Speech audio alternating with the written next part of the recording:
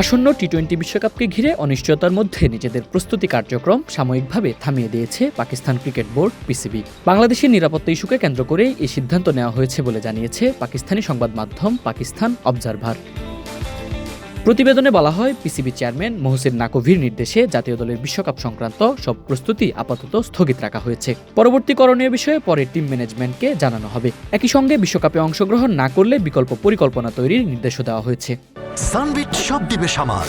Sunbit magic press dishwashing এর মাথা ঘোরানো সলিউশন।